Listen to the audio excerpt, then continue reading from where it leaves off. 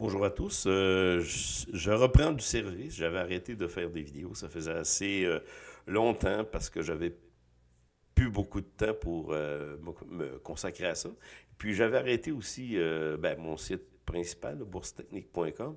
Et puis j'ai eu le goût de recommencer tout ça à cause de l'intelligence artificielle. Parce que dans le fond, on a des outils aujourd'hui qui nous permettent d'aller beaucoup plus vite. Donc c'est la raison pour laquelle je vais recommencer à faire des vidéos. Là, vous me comprendrez que je suis en ce moment en rodage, renouveau, là, un renouveau, là, mais un rodage aussi. Donc, j'ai remis en place mon site Bourse Technique. J'ai commencé à reposter des articles. Ça m'intéresse.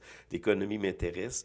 Ce que je vais faire, ça fait à peu près un an que j'avais arrêté. Là. Je vais commencer à faire des vidéos, mais je vais me consacrer surtout sur la bourse et sur les suivis de tendance. C'est ma méthode, là, suivi de tendance à long terme. Là.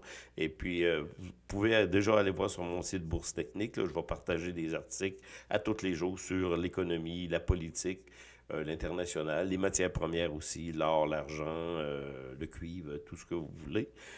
Donc, c'est ça, je reviens en place pour essayer de vous présenter des choses qui m'intéressent au niveau de l'économie, au niveau de la politique, mais surtout, je vais vraiment consacrer ça sur la bourse, l'économie. Je voudrais aussi regarder ici dans mon nouveau site, là, ben, c'est mon ancien site que j'ai refait. Là, il y a une première section ici, c'est des actions à surveiller. C'est des actions que je peux posséder ou des actions que j'ai découvert, que je pense qui sont dans une tendance haussière. Pas parce que j'ai deviné ça, mais tout simplement, je surveille la tendance de l'action et lorsqu'une tendance a commencé une montée, elle va dans les grosses majorités des temps, se poursuivre. Donc, c'est ça. Bon, je vous représente mon site Bourse Technique sur tendance à surveiller. Il y a, là, en ce moment, j'ai mis trois actions que je possède, mais que je vois qu'ils sont dans une tendance vraiment, vraiment haussière.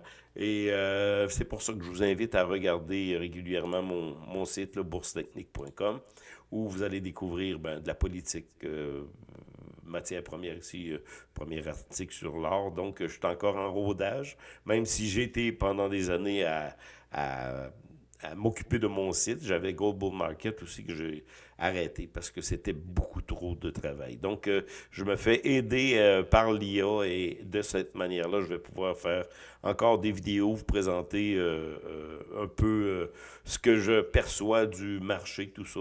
Donc, la première vidéo, je voudrais vous parler tout simplement des taux d'intérêt parce qu'en ce moment, on se trouve à être dans une baisse de taux d'intérêt. Autant au Canada qu'aux États-Unis, mais peut-être vous en parlez plus au niveau du Canada parce qu'on vient d'avoir une nouvelle qui est c'est une journée ou deux. Donc, c'est que le taux de chômage est passé de 6,5 à 6,8. Donc, on a une montée du taux de chômage au Canada. Aux États-Unis, là-dessus, je ne veux pas beaucoup en parler. On va regarder le graphique tout à l'heure, mais c'est quand même à considérer parce que le taux de chômage a monté. On dit dans l'article, là, c'est que dans le fond, euh, on a tout simplement eu beaucoup, beaucoup d'immigration les dernières années. Ça a créé, oui, au commencement, il y avait une euphorie, là, mais là, en- on est obligé de se réajuster à cette nouvelle réalité. Et ce qu'on dit tout simplement, bah, le fait que le taux de chômage a augmenté, le taux d'activité a augmenté de 0,3%, mais on le voit là, on le voit un peu partout, surtout ici, moi dans ma région, là, le taux de chômage est sorti le dernier, c'est 6,5, mais on est allé à 6,8 cet été. Mais là, ici au Canada, là, on est rendu à un taux de chômage de 6,8. Donc, ça donne une très bonne probabilité qu'on ait une baisse de taux d'intérêt assez importante. C'est cette semaine au Canada que ça sort. Je vais regarder avec vous dans un premier temps, là, rapidement, là, aux États-Unis, au niveau du le euh, taux de chômage, c'est le taux d'intérêt que je voulais vous montrer. Excusez, j'ai parlé du taux de chômage. Taux de chômage relié au taux d'intérêt. Donc, on va regarder ici le taux de chômage à long terme. Toutes les fois qu'on a eu une première descente là, du taux d'intérêt, ça c'est 2008, on avait eu un crash, vraiment une secousse assez importante. On est resté avec un taux d'intérêt qu'on appelait négatif, qui était à 0,25. Une petite montée 2018, 2019, avec la fameuse COVID, on est resté assez longtemps.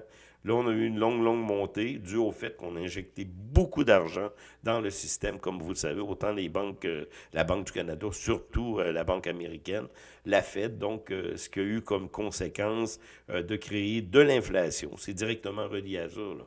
Il ne faut pas se faire des idées en pensant que l'inflation est apparue tout seul. On a tellement injecté d'argent dans cette pandémie. Aujourd'hui, vous le savez. Si vous ne le savez pas, vous pouvez aller voir sur Internet. Vous allez trouver que le rapport, il y a un rapport de 525 pages, quelque chose comme ça, qui est sorti du côté américain. Autant c'est appuyé par les démocrates républicains.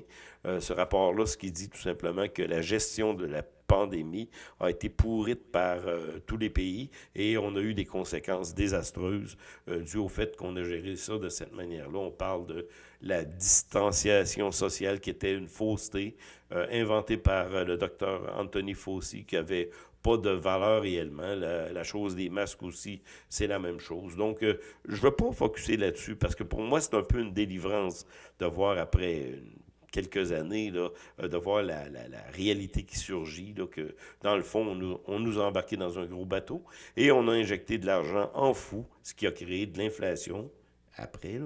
Donc, on est obligé de monter les taux d'intérêt. Aujourd'hui, on se retrouve dans une situation, à cause du taux d'intérêt qui a monté beaucoup, mais d'une situation très précaire. Je vais regarder ça, c'est un autre article que j'ai posté. Au niveau du Canada, l'endettement des citoyens canadiens est un sujet, l'endettement des citoyens canadiens est un sujet de préoccupation pour l'économie canadienne, dû au fait que il y a beaucoup de personnes qui ont payé des maisons beaucoup trop chères parce que le prix des maisons s'est envolé littéralement et on a embarqué dans des taux d'intérêt qui étaient quand même assez raisonnables, là, mais qui ont monté très, très, très vite. On retourne à ce petit graphique-là. Là. On est passé en 2022, 2022 jusqu'à 2023, ça c'est aux États-Unis, 0,5 à 5 Au niveau du Canada, on est passé de 2,45 à 7 8 c'est terrible. Là. Donc, ceux qui ont été, ont été obligés de signer des hypothèques ici, leur hypothèque, par exemple, leur maison, ils l'ont acheté dans ces coins-là, et ici, l'hypothèque devenait à échéance, ont été obligés de resigner. Bon, se sont fait avoir avec une augmentation de paiement absolument abominable. Donc, c'est ça. Et là, en ce moment, on est dans une période où le taux d'intérêt est en train de baisser. Et toutes les fois où on a eu cette fameuse cassure-là de baisse, là, eh bien, ça s'est poursuivi. Et ici, au Canada, on prévoit peut-être 1,50 % là, de baisse cette semaine. Ça sera vraiment une bonne nouvelle, là, mais on n'est pas sorti du bois. Et qu'est-ce qui arrive au niveau des bourses? Toutes les fois qu'on a eu un début de baisse de taux d'intérêt, on a eu un crash ou une grande correction. C'est arrivé 2000, ici dans les années 2000 aussi, une descente vraiment aux enfers. Donc là, on va voir ce qui va se passer, mais au niveau des bourses, depuis l'élection de Trump, c'est récent, le 6 novembre, je compare à ce qui est arrivé en 2016. 2016, on a eu, ça faisait un peu du surplace, mais on avait eu une montée avant. On va regarder l'indice. 2016, 2009, 2016, on est rendu ici. On était dans cette petite stagnation-là, 2016. On attendait l'élection. L'élection de Trump est arrivée, 2016 est arrivée ici. On a eu une cassure à la hausse, je me souviens encore, et les bourses ont continué à exploser. Là, on est dans une situation qui oui, on va dire l'indice est tellement haut que on, on a encore des craintes, mais je regarde la tendance à très très long terme. Il n'y a rien qui est brisé. Euh, En 2022, il faut se souvenir, c'est là que, en 2023, c'est là que j'ai arrêté mes activités sur le net parce que j'avais plus de temps, mais là, aujourd'hui, je reprends tout ça. Mais 2022, ça a été une année quand même exécrable, on le voit ici. On a une baisse des bourses. 2023, ici, là, j'avais perçu cette montée-là qui débutait, et puis j'ai fait, je suis rentré de nouveau dans la bourse. J'étais un peu en arrêt. Et ici, c'est à peu près ici, là, dans ces coins-là, là, je me suis dit peut-être qu'avant l'élection de Trump, il y avait beaucoup d'hésitations et qu'on pouvait connaître des périodes de turbulence. Ben, j'ai tout vendu, j'ai attendu. Et après l'élection de Trump, ben, dans ces coins ici, là, j'ai, je suis rentré juste avant et j'ai acheté surtout beaucoup de Tesla et bon, je pourrais vous laisser, bon, vous donner ma liste, je vous donnerai ça dans un autre vidéo. Et comme je vous dis, ma méthode, c'est simple. Maintenant, c'est vraiment plus simple. Oui, j'utilise l'analyse technique avec quelques indicateurs, mais surtout, je regarde la tendance. Et une tendance est bonne aussi longtemps qu'elle est bonne. Point, c'est comme ça. C'est que dans le fond, lorsqu'on achète bon, que ce soit un actif, l'or, un ETF, une action, peu importe quoi, un contrat, il faut suivre la tendance jusqu'à ce qu'elle se termine. Et ici, j'ai fait quelques gaffes parce que je suis allé acheter quelques actions que j'ai vendues d'une manière précoce. Et aujourd'hui, je regarde les graphiques et je me dis, je m'en veux un peu, mais il ne faut pas vivre comme ça parce que lorsque la tendance est à la hausse, dire je vais prendre mon profit, on dit toujours ça, c'est toujours bon de prendre notre profit, mais lorsqu'on voit que l'action après la vente, qu'on a fait un profit quand même raisonnable, poursuit sa montée parce qu'il n'y avait rien qui m'indiquait que la montée était terminée. Donc, on regarderait ça dans une prochaine vidéo. Mais là, en ce moment, pour vous montrer là, ce qui arrive au niveau de la tendance, ben, tout semble s'en aller vers le haut encore. Et il ne faut pas oublier qu'on est dans le rallye de Noël, qu'on appelle de Santa Claus. Donc, on a encore une montée qui va se poursuivre. Bon, je ne sais pas quand. Dans le fond, je vous avais déjà parlé de ça. On a des périodes de l'année qui sont plus difficiles. Donc, on a les fins de trimestre. Janvier, février, mars. Mars, c'est plus difficile dans ces coins-là. Donc, on peut avoir une montée jusqu'en février. Mars, on peut avoir une correction. Avril, mai, juin, c'est bon. Ça monte. Juillet, on commence à avoir un creux. Et les périodes les pires dans l'année, c'est de juillet à fin septembre, début octobre. Et étonnamment, octobre, où on parle toujours de crash, c'est une très, très bonne période pour acheter parce qu'on a un retournement juste qui s'en va jusqu'en novembre, décembre et jusqu'en janvier. Donc, on est là.